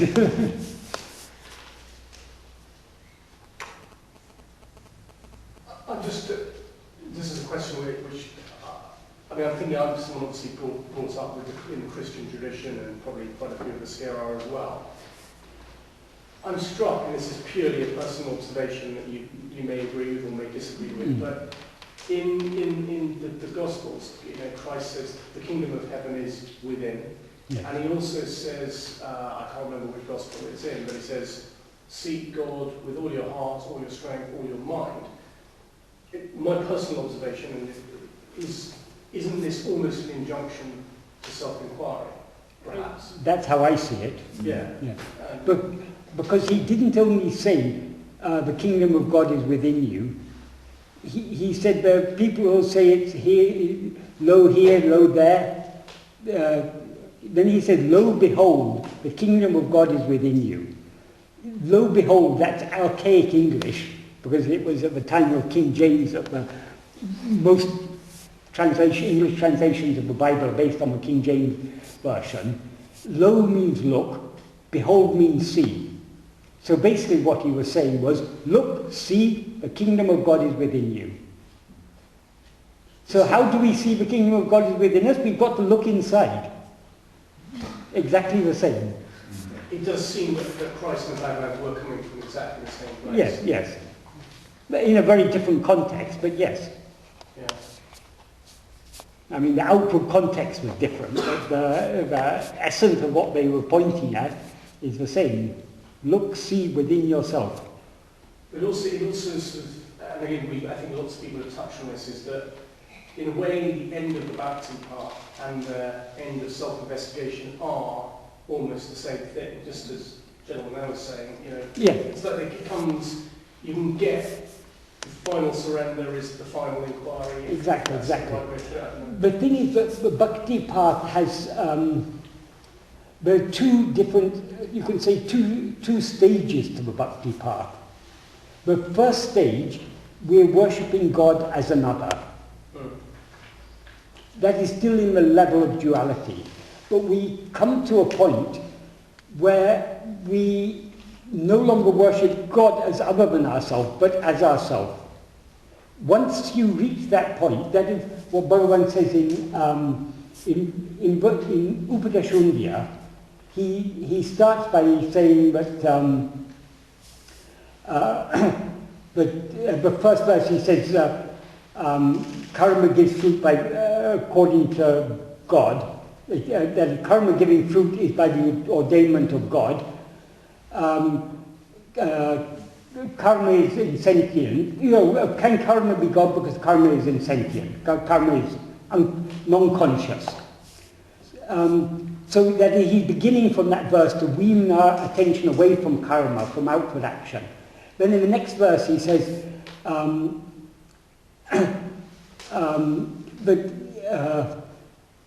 that by engaging in action, when the fruit of actions pass away, they leave seeds. And those seeds perpetuate the karma. So by engaging in karma, we immerse ourselves in an ocean of karma. And therefore karma cannot give liberation. So one step further, it takes away from karma. Then in the third verse he says, nishkarmiya karma, that's karma done not motivated by any personal desire, any desire for personal gain, any expectation. Done with love for God, will purify the mind and show the way to liberation. So the only karma which is permissible is if it's done with God and done with love for God and without any personal desire. Then that's verse 3. From verse 4 onwards, he begins to describe different types of karma action that you can do for the love of God. In the 4th verse he says, puja, japa, dhyana, puja, japa and dhyana, these are actions of body, speech and mind. In this order, they are superior. That is, the actions done by speech are superior to actions done by body, action done by mind is superior to... Superior in that context means it's more efficacious in purifying the mind. Then in verse 5 he describes you can worship anything as a form of God. Then he talks about japa, and he talks about different types. You could do japa either verbally or within the mind, or if you do it within the mind, that's meditation. Then he goes on to talk about meditation, and he says uninterrupted meditation is better than interrupted meditation. These all just, when he talks of better in that series of verses, he's meaning more efficacious in purifying the mind. Then finally he comes to verse 8, in which he says, Anya bhavatin avanahamaham ananya bhavamayundipara anaitinamutramamundipara. That means, rather than anya bhava means the attitude or meditation on another. The attitude for God is other, or the meditation on God as another. Rather than that, ananya bhava, meditating on not other, and he says aham aham aham. That means the ananya bhava, the otherless attitude or otherless meditation, in which God is I. In other words, we're not meditating on God as, no longer meditating upon him as he, but as I. That is anatinum ultimum. That means that's of all that is the highest.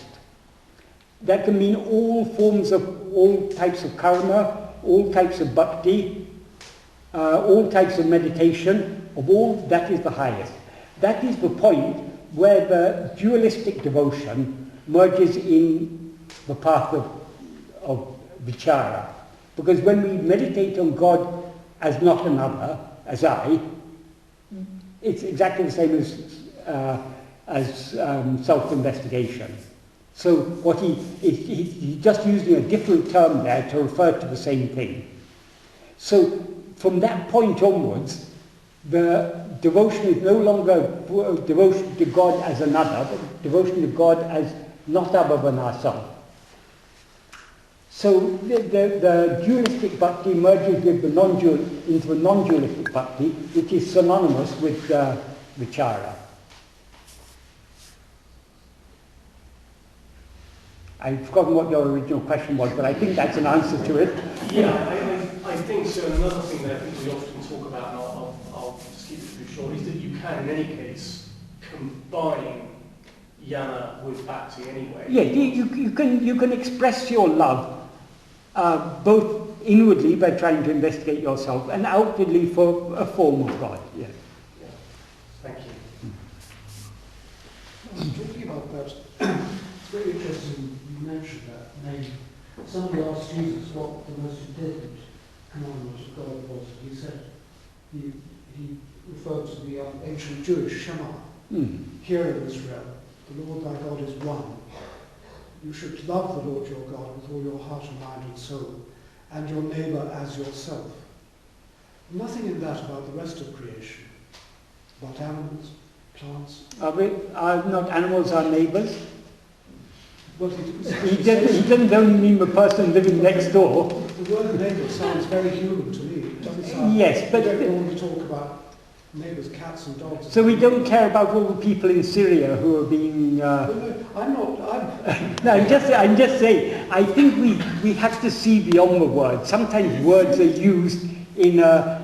I know, this is what the priests say, but I think it's a pity that Jesus wasn't a bit more explicit. Well, he was teaching in a very different context. In his time, they didn't have internet, they didn't have television. He couldn't have known what was going on in some other part of the Roman Empire, let alone another part of the world. So it's just a way of saying loving others as yourself. But how to love others as ourselves? So long as we see them as other, we cannot love them as ourselves. In order to love them as ourselves, we need to experience them as ourselves. And in order to experience others as ourselves, we need to experience what we really are. Because so long as we experience ourselves with this ego, we see others as others. Only when we experience ourselves as we really are, do we see no others. And that is the state of seeing others as ourselves and loving others as ourselves. Loving your neighbour as yourself. Bhagavan was the perfect example of that. He loved every creature he loved. Because he didn't see any difference between himself and any other. Well, it's just a pity that Jesus didn't sort of make it a bit clearer. Well, it's the bit... He's no longer around there complaining. One did say at another point anyway that teachers like Jesus and Buddha were speaking to their own audience according to what they... Exactly.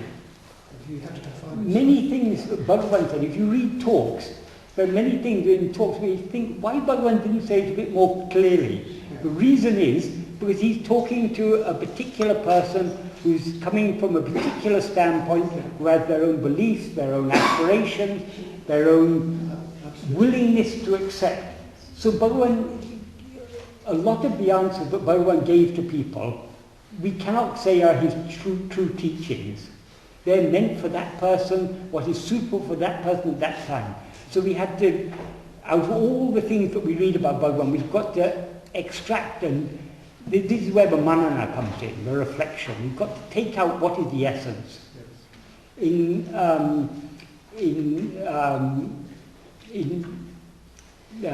Hindu mythology, there's a belief about swans.